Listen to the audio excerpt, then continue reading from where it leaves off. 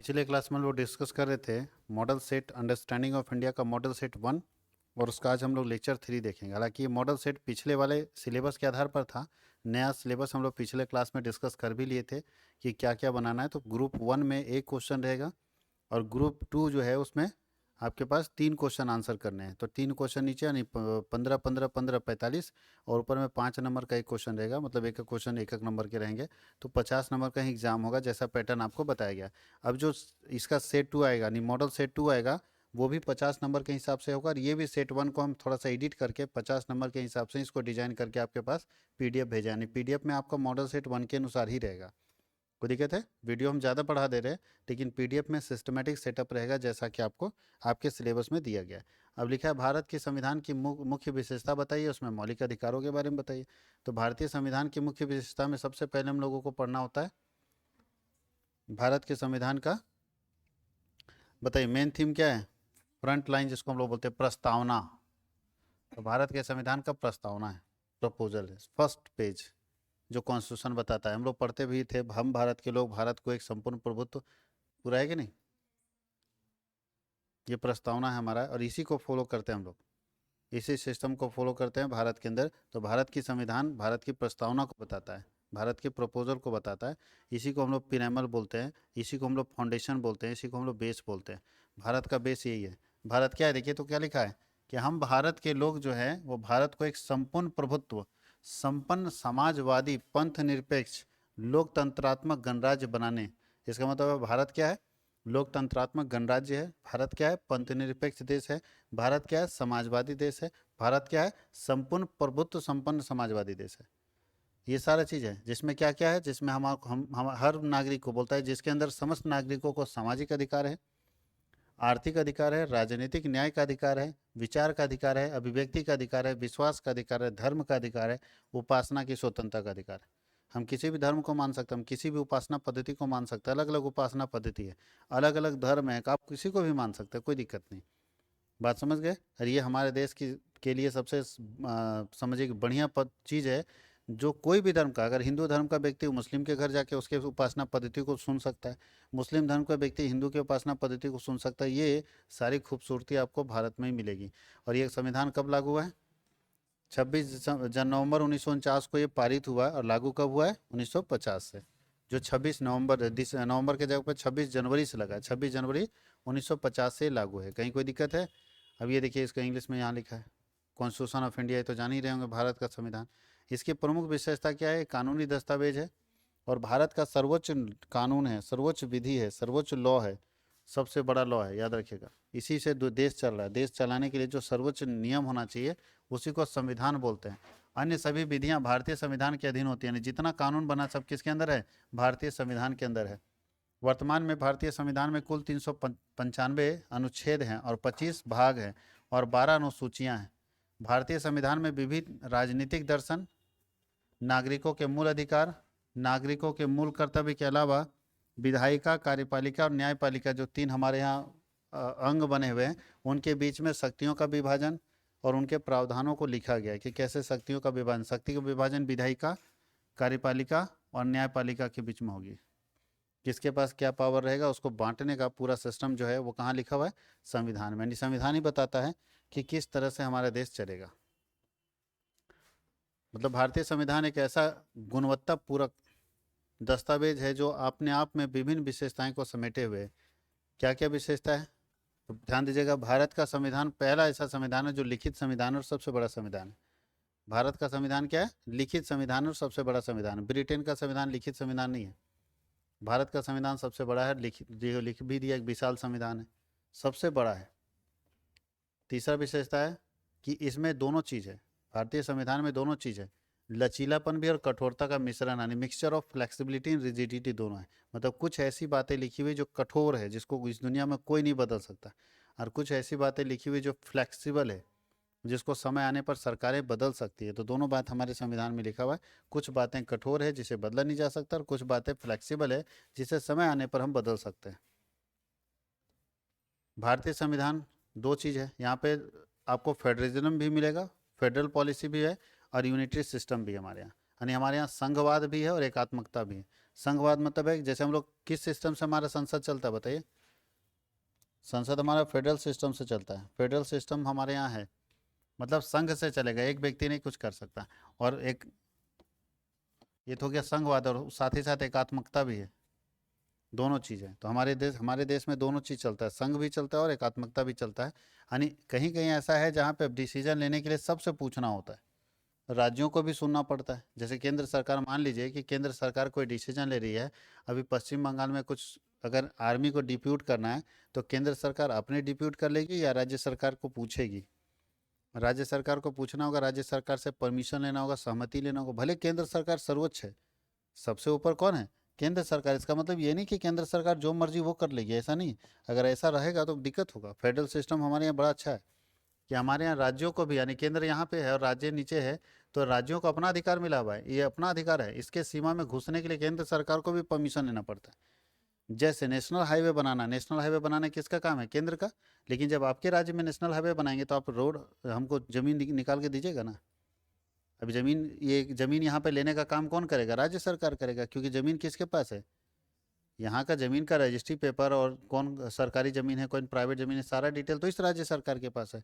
तो यहाँ राज्य सरकार से पूछा जाता है, राज्य सरकार से डिटेल लिया जाता है। तो ऐसे में बोलता है कि फेडरल सिस्टम है जहाँ राज्य और केंद्र सब अपने अपने पावर में रहते हैं। लेकिन कुछ जगह पे यूनिटरी पावर हो जाता है, जैसे कभी अचानक कुछ इमरजेंसी आ जाता है, तो वैसे में सारी शक्तियाँ किसके पास आ जाती है? केंद्र के पास आ जाती है, राज्यों के पास कोई शक्तियाँ नहीं होती।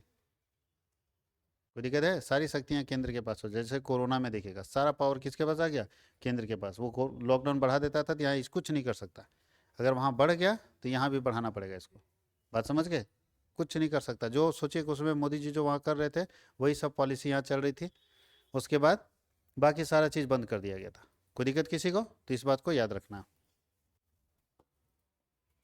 अब इसको ले पढ़िए, लोकतांत्रिक डेमोक्रेटिक रिपब्लिक है, थोड़ा इसको पढ़ लीजिए।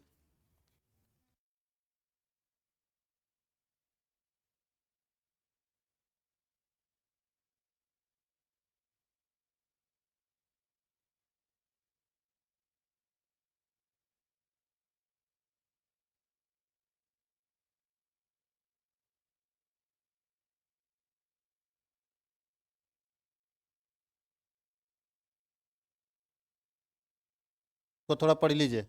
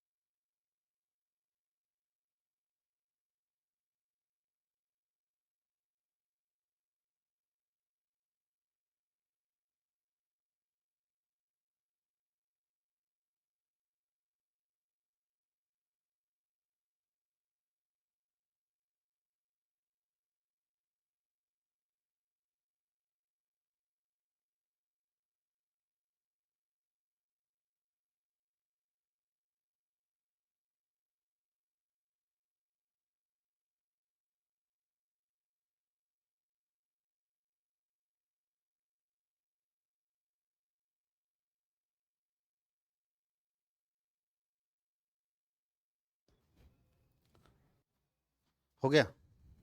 तो भारत में क्या है? डेमोक्रेटिक। डेमोक्रेसी तो सुनते आ रहे होंगे आप लोग हमेशा कि भारत में डेमोक्रेसी। डेमोक्रेसी मतलब, डेमोक्रेसी का मतलब क्या? भारत में तो लोकतांत्रिक गणराज्य है ना जी। कोई ऐसा नहीं है कि राजा का बेटा राजा बनेगा। यहाँ जनता चुनेगी कि राजा कौन बनेगा। इसी को बोलते हैं डेमोक्रेसी। क्या बोलते हैं? डेमोक्रेसी। अब अगर डेमोक्रेसी नहीं है किसी देश में, तो जाइए नॉर्थ कोरिया में देखिए, जरा सा भी डेमोक्रेसी नहीं है। किंग जोंग उन, पागल आदमी, आया नहीं। डेमोक्रेसी अगर देखना है तो और बहुत बहुत सारे, जैसे चाइना में भी आपको डेमोक्रेसी दिखेगा, लेकिन ये डेमोक्रेसी नहीं है। हुकूमत चलता है वहाँ पे। अब सऊदी अरबिया चल जाए, वहाँ का डेमोक्रेसी, सुल्तान बनेगा। जो अभी है प्रिंस, प्रिंस सुल्तान, उसका बेटा प्रिंस बनेगा वहाँ पे। वहाँ तो आज भी राजशाही है, राज साम्राज्य चल रहा है। वहाँ तो इस तरह का डेमोक्रेसी नहीं है कि सबसे गरीब आदमी चाय बेचने वाला प्रधानमंत्री बन जाए। ये डेमोक्रेसी दुनिया में कहीं नहीं मिलेगी, कहीं नहीं मिलेगी। अमेरिका थोड़ा सा बोलता है डेमोक्रेसी है, कुछ कुछ जगह पे उसका डेमोक्रेसी है भी, क्योंकि अमेरिका में बराक ओबामा को जब राष्ट्रपति बनाया गया तो माना जाता है कि डेमोक्रेसी है। लेकिन भारत से ज़्यादा बढ़िया डेमोक्रेसी दुनिया में कहीं भी नहीं, जहाँ लोग तय करते हैं कि हमारा राजा कौन होगा। बात समझ गए? अब लोग दारू पी के और मुर्गा खा के गलत आदमी को तय कर देंगे तो अपने पैर पर कुल्हाड़ी मार रहे हैं। तो अपना भविष्य आप तय कर रहे हैं, क्योंकि डेमोक्रेसी में पावर आपके हाथ में है कि आपका राजा कौन होगा। अब आप राजा है ना, लूल्हा लंगड़ा को बैठा देंगे, अज्ञानी को बैठा देंगे, भ्रष्टाचारी को बैठा देंगे, जो क्रिमिनल है उसको बैठा देंगे, तो आपकी क्या होगी दुर्दशा, वो तो आप खुद समझ सकते हैं। तो 500 रुपये लेके और 2 दिन दारू पी के और कुछ दिन मुर्गा खा के वोट दे दीजिएगा तो आप अपनी दुर्दशा खुद बना रहे हैं। चलिए, भारत में एक और चीज़ है, सिंगल सिटीजनशिप का पावर है। क्या होता है सिंगल सिटीजन? भारत का नागरिक जो भी होगा ना, उसकी केवल एक देश का नागरिक हो सकता है, दूसरे देश का नागरिक नहीं। डबल सिटीजनशिप बहुत देशों में, जिसके यहाँ जनसंख्या कम है ना, डबल सिटीजनशिप रखता है। जैसे मान लीजिए सतीश कुमार भारत का नागरिक है, अब हम चाहते हैं उस देश का भी नागरिक बनना, तो दे देगा हमको। हम यहाँ के भी नागरिक हैं, वहाँ के भी। जैसे राहुल गांधी 2 देश के नागरिक हैं, तो भारत के तो है ही, और जब भारत के नागरिक थे, बचपन से जन्म तो यहीं लिए, तो भारत के नागरिक थे, तो दूसरा देश को नागरिकता तो नहीं देना चाहिए, लेकिन वो दे दिया। बात समझ गए? तो दूसरा देश अगर नागरिकता दे दिया है, इसका मतलब है कि वो डबल सिटीजनशिप को फॉलो करता है, तब ना दे दिया। भारत नहीं दे रहा। भारत कोई भी देश का नागरिक भारत का नागरिक बनना चाहता है तो उसको बोलता है भारत कि पहले उस देश का नागरिकता तुम सरेंडर करके आओ, तब तुमको हम देंगे। जैसे आप अदनान सानी का नाम सुने होंगे, पाकिस्तान का गायक था, इंडिया आया, बॉलीवुड में काम किया, अच्छा खासा नाम कमाया, पैसा कमाया, लगा कि अब इंडिया में ही बसना है, तो पाकिस्तान का सिटीजनशिप जो है, नागरिकता, वो छोड़ दिया। पाकिस्तान का नागरिकता छोड़ दिया, सरेंडर कर दिया जाके, हम आप आपके देश में नागरिक नहीं रहेंगे, हमको छोड़ दीजिए, हम अब भारत में नागरिक बनेंगे। वहाँ का नागरिकता सरेंडर कर दिया, भारत उसको नागरिकता दे दिया, अब वो भारत का नागरिक बन गया, जबकि उसका खानदानी जमीन ज़्यादा सब पाकिस्तान में है। बात समझ आ रहा है? तो इंडिया क्या करता है, सिंगल सिटीजनशिप को फोकस करता है कि हमारे यहाँ सिर्फ एक देश का नागरिक हो सकता है। ऐसे जनसंख्या इतना है, डुअल सिटीजनशिप कर देंगे तो क्या होगा? बहुत सारे लोग हैं जो अपने देश छोड़ के यहाँ भी नागरिक बन जाएंगे। इसलिए ना भैया, हमारे यहाँ सिंगल सिटीजनशिप, अगर आप हमारे नागरिक बनना चाहते हैं तो अपने देश को छोड़ना पड़ेगा। कोई दिक्कत है? बात समझ गए? लेकिन बहुत सारा ऐसा देश है जहाँ पे जनसंख्या कम है, वो डुअल सिटीजनशिप को आज भी फॉलो करता है कि आप 2 देशों का नागरिक है तो हमको कोई एतराज़ नहीं, आप जहाँ के नागरिक रहो, आओ मेरे यहाँ बसो, मेरे यहाँ बसोगे तो काम बनेगा, बिजनेस फैलेगा। तो ये डुअल सिटीजनशिप है। लेकिन भारत में कौन सा है? सिंगल सिटीजनशिप का कॉन्सेप्ट। और भारत में पार्लियामेंट्री सिस्टम है, जो भी काम होता है सब संसदीय व्यवस्था के जरिए होता है। और संसदीय व्यवस्था ही हमारे खूबसूरती है सर, ये सब भारतीय संविधान की खूबसूरती है। ये आप सोच नहीं सकते, दुनिया में सबसे बेस्ट कॉन्स्टिट्यूशन हम लोगों को मिला है। इसलिए आप ये बोलिए कि अम्बेडकर साहब और राजेंद्र प्रसाद जो बैठे हुए थे ये पूरा हमारा पूरा का पूरा संविधान को बनाने वाले लोग सब बहुत काबिल तारीफ लोग थे, क्योंकि उन्होंने इस ऐसी व्यवस्था डेवलप करके रखी। तो हमारे यहाँ संसदीय व्यवस्था है, पार्लियामेंट्री सिस्टम है, सब कुछ चलता है पार्लियामेंट से। कोई दिक्कत है? अच्छा, पार्लियामेंट में जिसकी सरकार, सब कुछ उसी का सुना जाएगा? नहीं। पार्लियामेंट चलाने के लिए क्या होता है, सरकार में सत्ता पक्ष में से विपक्ष में से ही उठा के किसी एक व्यक्ति को संसद का अध्यक्ष बना दिया जाता है कि भाई आप लोकसभा के अध्यक्ष हैं, आप चलाइए लोकसभा कैसे चलेगा। और संसदीय व्यवस्था से चलेगी, कोई सरकार का राज नहीं रहेगा।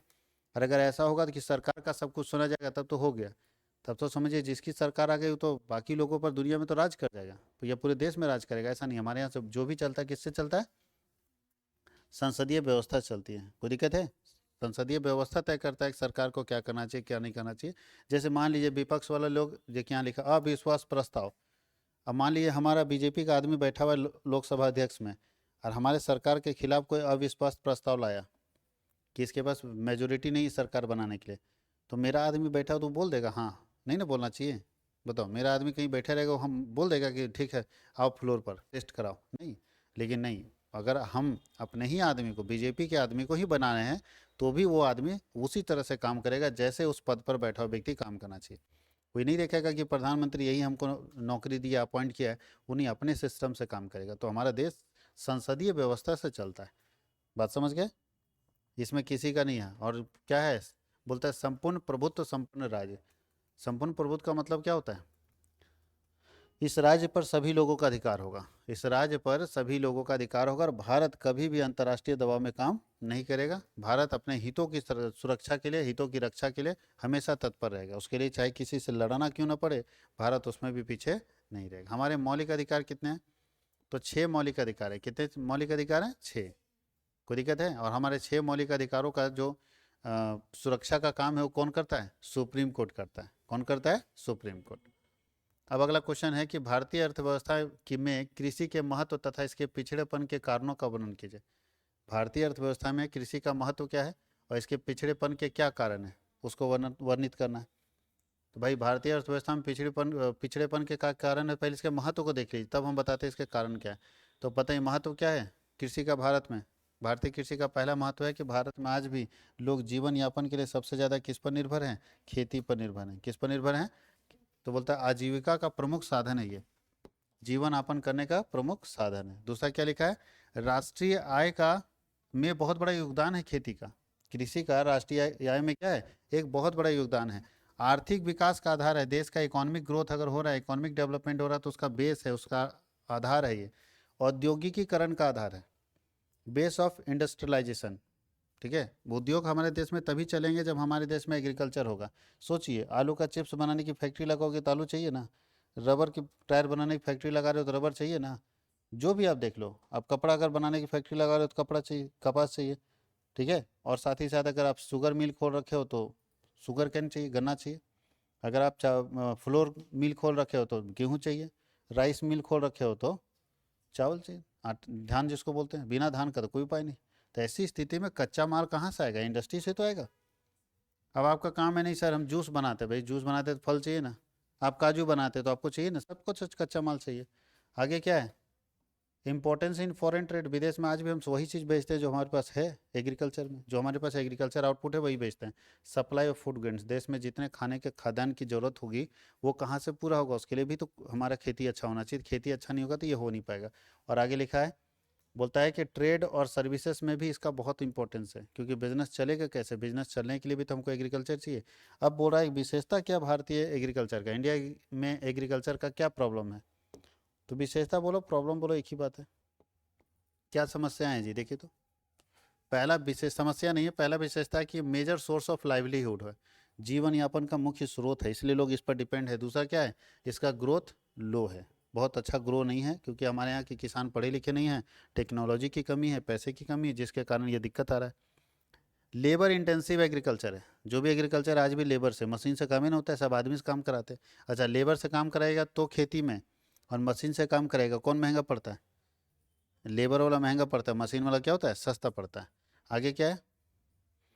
लिमिटेड इरिगेशन फैसिलिटी, यहाँ फैसिलिटीज होना चाहिए, छूट गया। FACI बोलता है कि सीमित सिंचाई साधन है, बोला सिंचाई का सुविधा और सिंचाई का साधन जो है वो सीमित है, लिमिटेड है। आगे क्या है? स्मॉल साइज ऑफ होल्डिंग, जो खेत हमारे यहाँ छोटे छोटे हैं, ये भी समस्या है खेती का। खेत छोटे छोटे रहेंगे तो क्या होगा? खेती हो ही नहीं पाएगा। तो छोटे छोटे खेत भी एक समस्या है।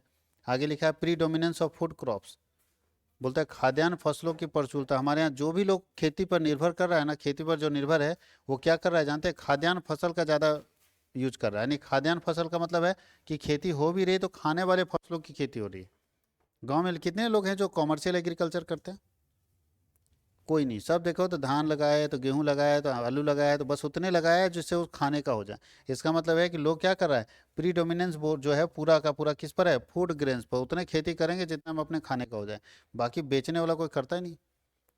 आपको बाजरे की खेती नहीं मिलेगा, ठीक है।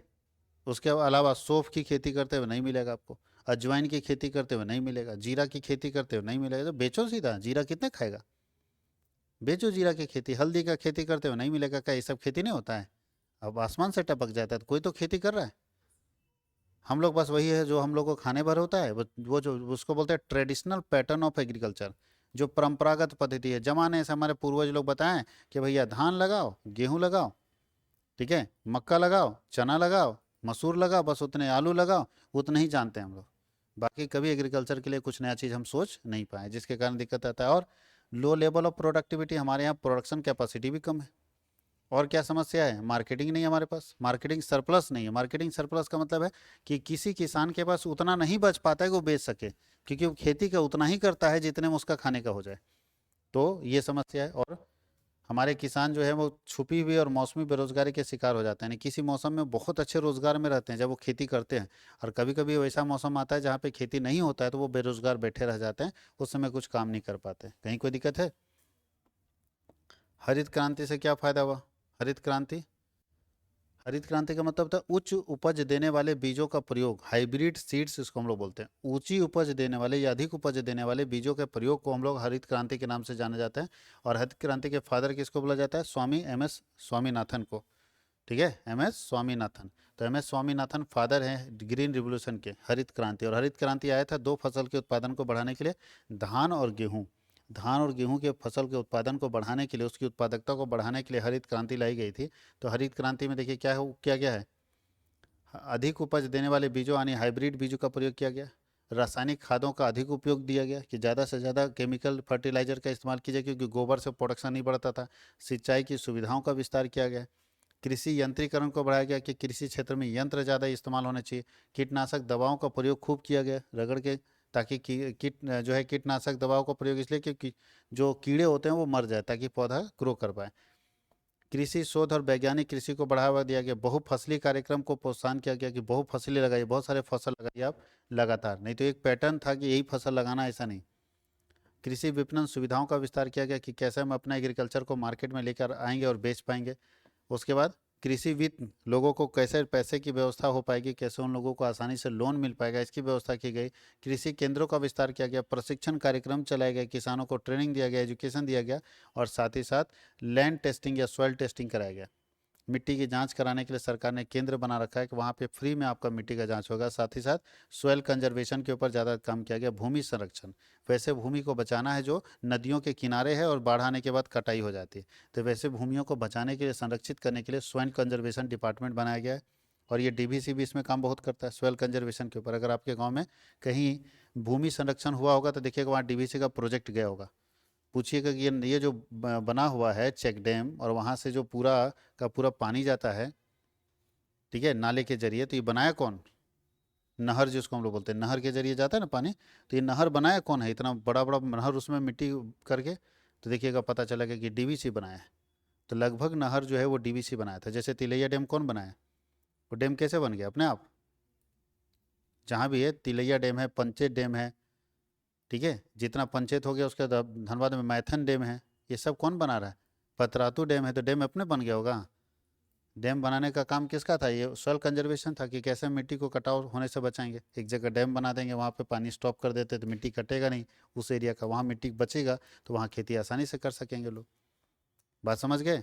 क्योंकि सोचिए जो पानी अगर ढाल का क्षेत्र है कहीं पे और पानी बहुत आता है तेजी से, तो इधर जितना फसल होगा सब बर्बाद कर देगा, क्योंकि पानी तो फैल जाता है खेत में। तो हम पानी को वहाँ रोक देते हैं, तो रोकेंगे तो इधर का पूरा भूमि जो उपजाऊ हो जाएगा। और पानी को हम छोड़ेंगे, लेकिन नहर के जरिए छोड़ेंगे तो हर खेत तक पानी आसानी से पहुंचेगा। सॉइल कंजर्वेशन का वो काम है। बात समझ गए? नहीं तो छोड़ दीजिएगा, जो पानी आ रहा है वो सब फसल बर्बाद करेगा, सालों भर उसमें जो है कीचड़ रहेगा, तो सालों भर में कोई फसल ही नहीं हो पाएगा। इसलिए पानी को भेजना है, लेकिन पानी को तरीके से भेजना है, स्टॉप करके किनारे से एक जगह निकाल कर धीरे धीरे भेजेगा, तो सारा जगह इस एरिया का पूरा खेती लायक हो जाएगा। बात समझ गए? आगे क्या है? बोलते हैं achievement of green revolution. Green revolution से क्या हुआ? सबका उत्पादन बढ़ गया, देख लीजिए। कृषि उत्पादन बढ़ गया, कृषि की उत्पादकता बढ़ गया। उत्पादकता और उत्पादन में क्या अंतर है? Production and productivity. प्रोडक्शन का मतलब होता है, ये खेत है, पहले खेत में 3 kg होता था लहसुन, अब इस खेत में, इसी खेत में, खेत यही है, अब 6 kg होने लगा। तो बताओ प्रोडक्शन कितना बढ़ा? 3 kg प्रोडक्शन बढ़ा कि नहीं बढ़ा? और इस खेत का प्रोडक्टिविटी बढ़ा कि नहीं? प्रोडक्टिविटी का मतलब प्रोडक्शन करने का कैपेसिटी।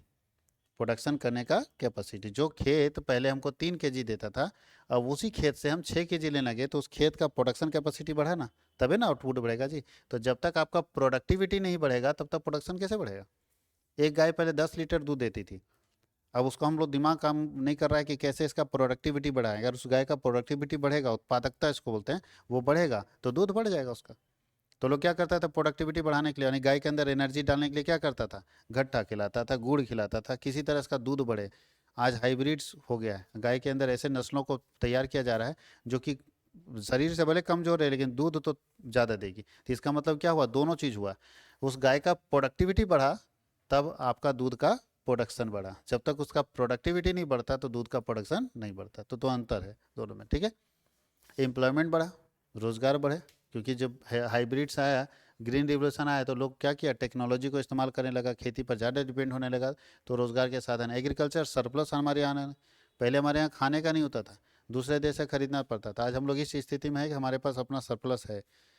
नहीं तो कोरोना जैसा हाल में समय में सरकार को दुनिया से खरीदना नहीं पड़ा चावल, अपने पास उतना चावल था कि हम लोगों को खिला पाए। देखिए फ्री में कितने लोगों को खिलाई सरकार।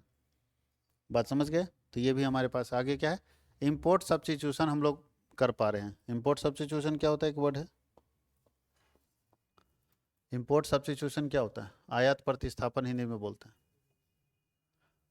जो आज तक हम दुनिया से खरीदते आए थे, हम लोग इस पोजीशन में हैं कि अब हम उसको खरीदना बंद कर दिए, हम अपने यहाँ खुद प्रोडक्शन कर ले रहे हैं।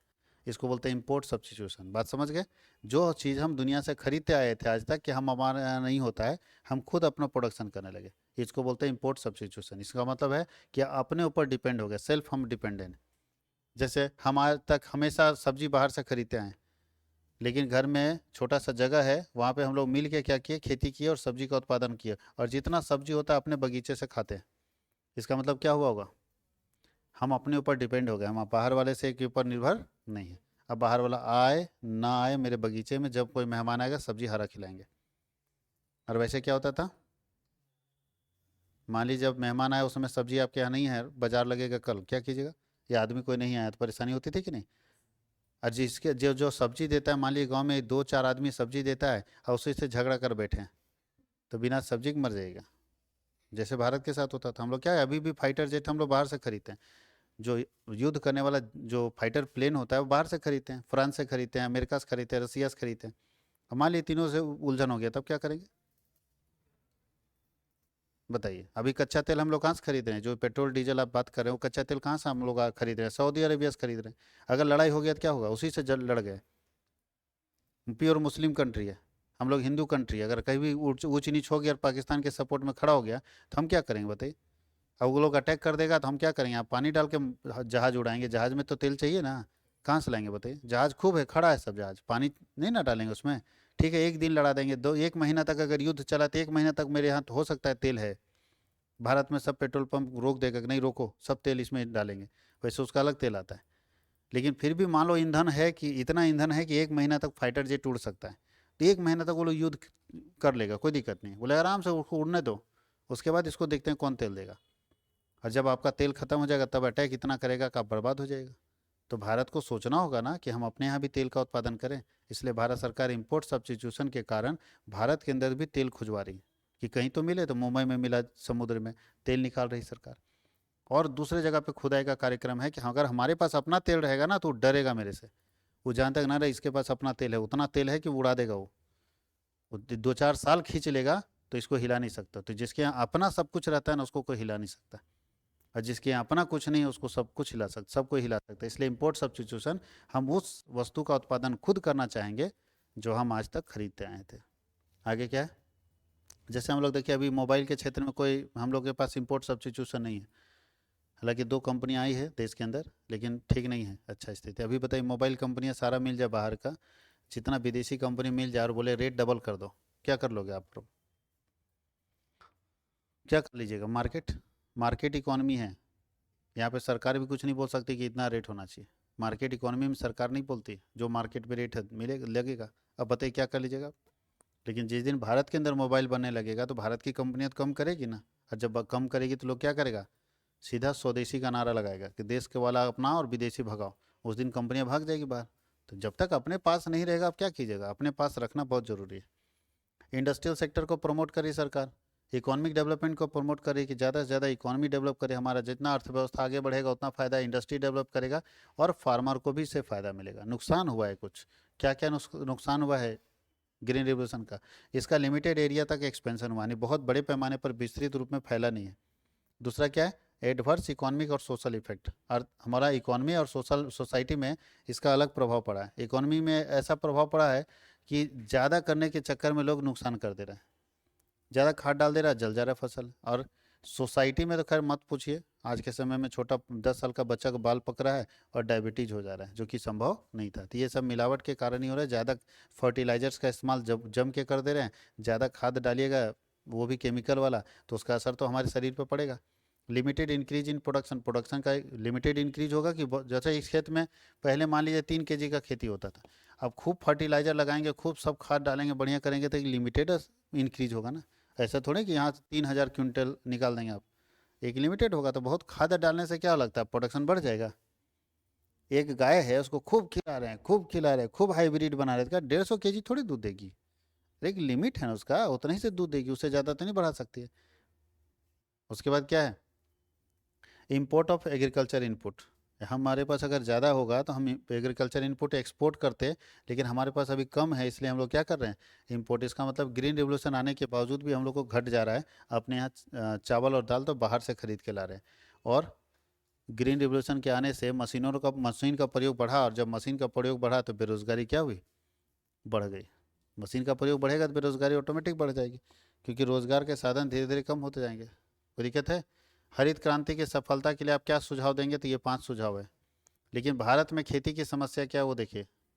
सबसे पहला प्राकृतिक समस्या है, जिसमें वर्षा की अनिश्चितता।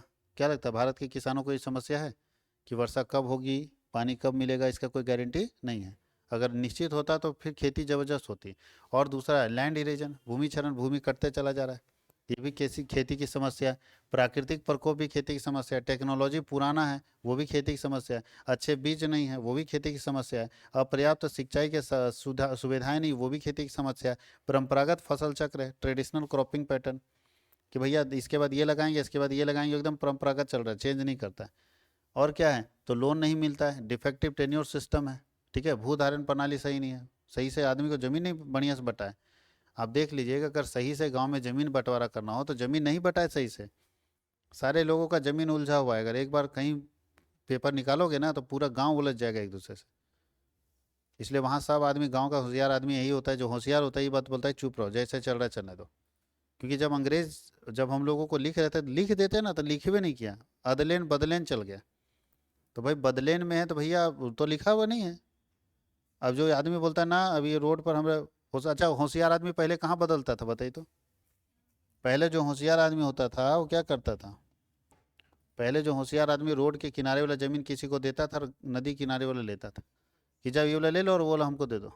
और जो बेवकूफ़ होता होगा बोलता ठीक है ले लो, जाओ ले लो, है नहीं, दबाव बना के। जैसे भी हम नदी के किनारे, इधर नदी है या तालाब है एकदम बीच में खेत में, तो इधर खेत वाला जमीन लिया होशियार आदमी, और उस समय का बेवकूफ़ था जिसको रोडवा पर दे दिया कि जाने दो इसका गाय चरेगा, खेती होगा जी रोड पर के किनारे। अब वो बेवकूफ़ आदमी हो गया होशियार, क्योंकि रोड पर का जमीन अब क्या हुआ, महंगा हो गया, अरे हो गया बेवकूफ़। समझ गए। अब इसका बेटा लोग क्या किया, बोला ना इससे नहीं चलेगा, जमीन तो ही तुम्हारा है जी, मेरा ये है, हम इसमें चढ़ेंगे, चाहे जो करना कर लो, ये मेरा ज़मीन है, हमारा लिखा हुआ है। अब बताओ, तो ये इसका इसका बाल बच्चा लोग क्या बोलेगा कि पहले तुम्हारे दादा परदादा उस समय भी मज़ा ले लिए उधर खेती करके, और अब जब रेट बढ़ा तो फिर यहाँ मज़ा लेने तुम आए हो। गर्दन काट देंगे अगर चढ़ेगा तो। बदलेन है तो बदलेन है, उलझता है कि नहीं उलझता है। ये भी समस्या हमारे डिफेक्टिव टेन्योर सिस्टम है, ज़मीन सही से बंटवारा नहीं हुआ है, जो बहुत बड़ी समस्या, बहुत बड़ी समस्या है। और उसके बाद सब डिवीजन देखो, फ्रेगमेंटेशन ज़्यादा होता है, छोटे छोटे पार्ट में बटा हुआ है खेत, उसके कारण दिक्कत होता है। और इकोनॉमी, पैसे की समस्या है, अच्छे उधार नहीं मिल पाता है, अच्छा एग्रीकल्चर मार्केटिंग नहीं हो पाता है, मार्केटिंग कॉस्ट बढ़ रहा है लगातार, इसके कारण भी मैं दिक्कत है। और भी बहुत सारी समस्याएं हैं भारत में खेती की। कृषि पर जनसंख्या का अत्यधिक दबाव, ज़्यादा प्रेशर पॉपुलेशन का एग्रीकल्चर पर है। धार्मिक और सामाजिक कारण है, कृषि अनुसंधान की जानकारी ना होना, बहुत लोगों को एग्रीकल्चर रिसर्च की जानकारी नहीं, इसके कारण दिक्कत है। तो ये सारी समस्याएं हैं। और इस समस्याओं का निवारण करने के लिए सरकार को कौन कौन से कदम उठाने चाहिए, तो ये सारे कदम है सर, जस्ट उसका उल्टा, जो वहाँ समस्या था उसका निवारण करना होगा। खेती, अगर ज़मीन सही नहीं है तो ज़मीन को सुधारना पड़ेगा। अगर लोन ठीक से नहीं दिया गया तो लोन को ठीक करना पड़ेगा। तो सारी सुविधाएं यहाँ डेवलप करनी पड़ेगी। तो जो ऊपर में जैसे बीज खराब था तो यहाँ देखो हाइब्रिड सीड्स को ठीक करना पड़ेगा। वहाँ फर्टिलाइजर्स कम थे, यहाँ फर्टिलाइजर्स का इस्तेमाल करना होगा। इरीगेशन फैसिलिटी खराब था तो ठीक करना होगा। तो जो समस्याएं थी उसको सब सॉल्व कर देंगे तो ऑटोमेटिक हमारे यहाँ के एग्रीकल्चर का समस्या क्या होगा, सॉल्व हो जाएगा। तो पढ़ा जा सकता है इसको, तो ये आप लोगों के लिए छोड़ देते हैं पढ़ने के लिए। बिनोबा भावे, बिनोबा भावे के बोल रहा है जीवन दर्शन के बारे में लिखे। एक क्वेश्चन पूछता है बहुत बार, बिनोबा भावे कहाँ के थे और ये कैसे बिनोबा भावे के नाम पर झारखंड के किसी यूनिवर्सिटी का नाम हो गया। तो बिनोबा भावे का मेन नाम क्या था, विनायक नरहरि भावे। विनायक नरहरि भावे मूल नाम वही था। और 15 नवंबर 1982 को पनवार वर्धा में इनकी मृत्यु हुई थी और जन्म हुआ था 11 सितंबर 1895 को। और ये महात्मा गांधी के आध्यात्मिक गुरु बोलते हैं, आध्यात्मिक शिष्य के रूप में इनको जाना जाता है। यानी महात्मा गांधी के साथ रहे, महात्मा गांधी के की तरह अपने आप को बनाने का प्रयास किया और महात्मा गांधी के बाद तक, मौलाना महात्मा गांधी के बाद तक ये व्यक्ति महात्मा गांधी के पद चिन्हों पर चलते रहे। अहिंसा परमो धर्मा इनका भी है ना मूल मंत्र था। इनका पूरा डिटेल देख लीजिए, यहाँ पे है। बोलता है नाम विनोबा भावे, जन्म का स्थान 11 सितंबर 1895 महाराष्ट्र के कोलाबा जिले के गागोड़ गांव में। शिक्षा महाराज सायाजी गायकवाड़ विश्वविद्यालय से। पुरस्कार क्या मिला, भारत रत्न मिला 1983 में। अंतर्राष्ट्रीय रेमन मैग्सेसे पुरस्कार 1958 में मिला है। माता पिता का नाम नरहरि शंभू राव और रुक्मिणी देवी। प्रसिद्ध ये कैसे हो गए, तो भूदान आंदोलन से प्रसिद्ध हो गए। भूदान, वैसे लोगों को भूमि दान करना। ये क्या किए, जो राजा महाराजा थे उनसे भूमि मांगते थे कि हमको गिफ्ट में दो भूमि। अभी जाते थे, इतने बड़े है ना संत हैं और महात्मा गांधी के अनुयायी बड़ा माना जाता था कि महात्मा गांधी के बाद उनका जो है काम यही कर रहे हैं।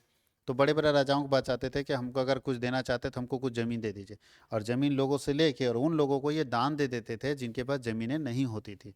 उसको बोलते हैं भूदान, भूदान आंदोलन। ठीक है, और उसी से ये फेमस हुए। इनका मेन काम था, भूदान आंदोलन के कारण ही फेमस हो गए। बात समझ गए। स्वतंत्रता सेनानी थे, शिक्षा में भी इनका योगदान रहा।